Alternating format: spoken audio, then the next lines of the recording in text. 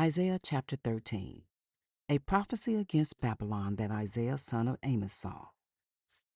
Raise a banner on a bare hilltop, shout to them, beckon to them to enter the gates of the nobles. I have commanded those I prepared for battle.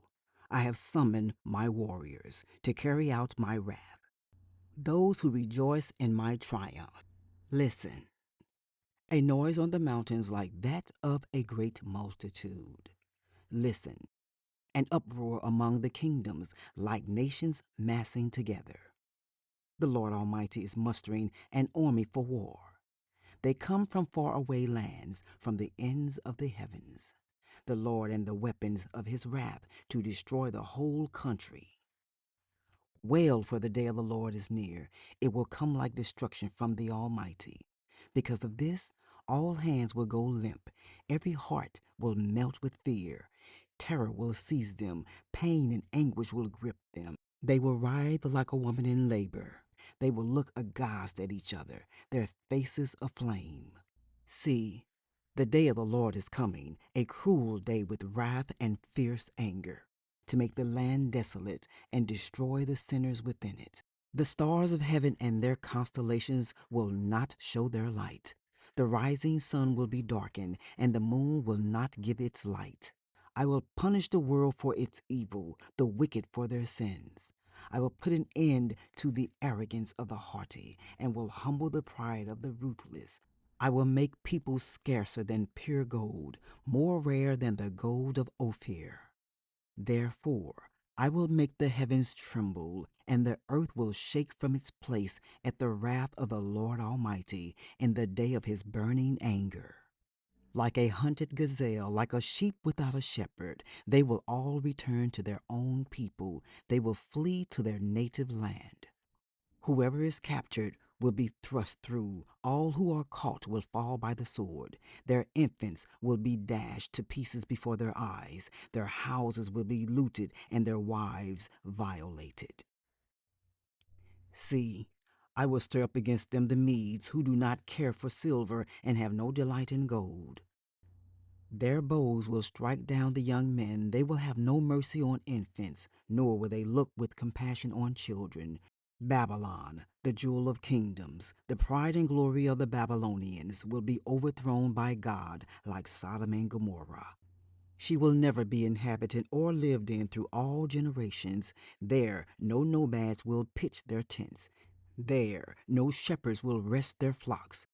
But desert creatures will lie there. Jackals will fill her houses. There the owls will dwell, and there the wild goats will leap about. Hyenas will inhabit her strongholds, jackals her luxurious palaces. Her time is at hand, and her days will not be prolonged. Isaiah chapter 14.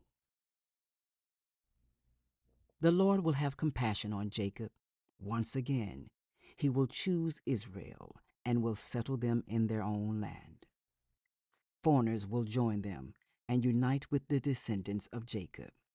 Nations will take them and bring them to their own place, and Israel will take possession of the nations and make them male and female servants in the Lord's land. They will make captives of their captors and rule over their oppressors. On the day the Lord gives you relief from your suffering and turmoil and from the harsh labor forced on you, you will take up this taunt against the king of Babylon. How the oppressor has come to an end. How his fury has ended. The Lord has broken the rod of the wicked, the scepter of the rulers, which in anger struck down peoples with unceasing blows, and in fury subdued nations with relentless aggression. All the lands are at rest, and at peace they break into singing. Even the junipers and the cedars of Lebanon gloat over you and say, "Now that you have been laid low, no one comes to cut us down." The realm of the dead below is all astir to meet you at your coming. It rouses the spirits of the departed to greet you, all those who were leaders in the world. It makes them rise from their thrones, all those who were kings over the nations. They will all respond. They will say to you, "You also have become weak as we are. You have become like us." All your pomp has been brought down to the grave, along with the noise of your harps. Maggots are spread out beneath you, and worms cover you. How you have fallen from heaven, morning star, son of the dawn! You have been cast down to the earth, you who once laid low the nations. You said in your heart, "I will ascend to the heavens. I will raise my throne above the stars of God. I will sit enthroned on the Mount of Assembly, on the utmost heights of Mount Zaphon. I will ascend above the tops of the clouds. I will make myself like the Most High." But you are brought down to the realm of the dead, to the depths of the pit. Those who see you stare at you.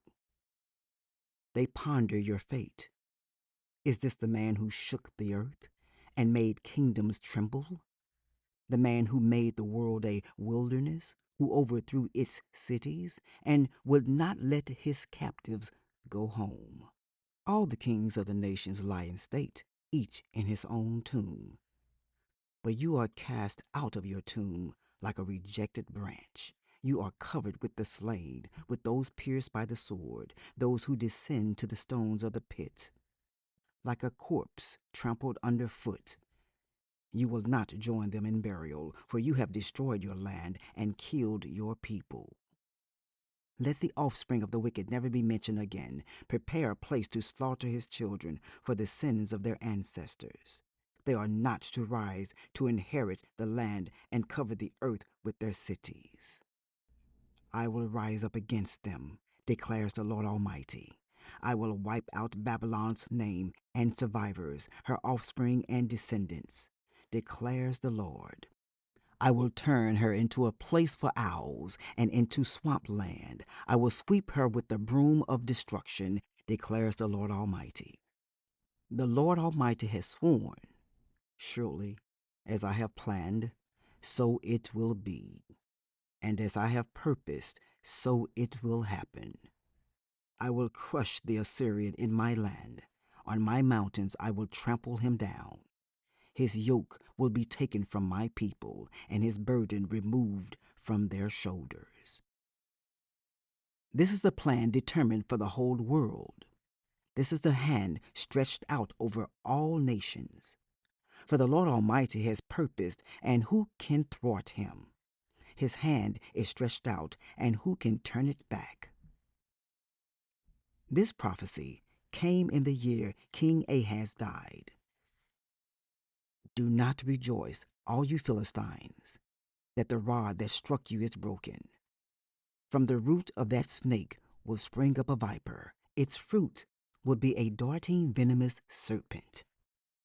The poorest of the poor will find pasture, and the needy will lie down in safety. But your root I will destroy by famine. It will slay your survivors. Wail, you gate. Howl, you city. Melt away, all you Philistines. A cloud of smoke comes from the north, and there is not a straggler in its ranks. What answer shall be given to the envoys of that nation?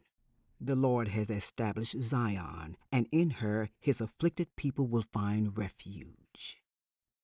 Isaiah chapter 15. A prophecy against Moab. Ar in Moab is ruined, destroyed in a night. Ker in Moab is ruined, destroyed in a night. Dibon goes up to its temple, to its high places to weep. Moab wails over Nebo and Medeba.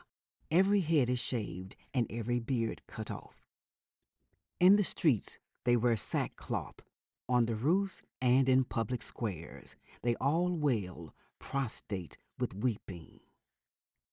Heshbon and Elealeh cry out. Their voices are heard all the way to Jahaz. Therefore the armed men of Moab cry out, and their hearts are faint. My heart cries out over Moab. Her fugitives flee as far as Zoar, as far as Eglath Shalishiah. They go up the hill to Luhith, weeping as they go. On the road to Horonaim they lament their destruction. The waters of Nimrim are dried up, and the grass is withered. The vegetation is gone, and nothing green is left. So the wealth they have acquired and stored up, they carry away over the ravine of the poplars. Their outcry echoes along the border of Moab. Their wailing reaches as far as Eglaim, their lamentation as far as Bir Elim. The waters of Dimon are full of blood. But I will bring still more upon Dimon, a lion upon the fugitives of Moab, and upon those who remain in the land.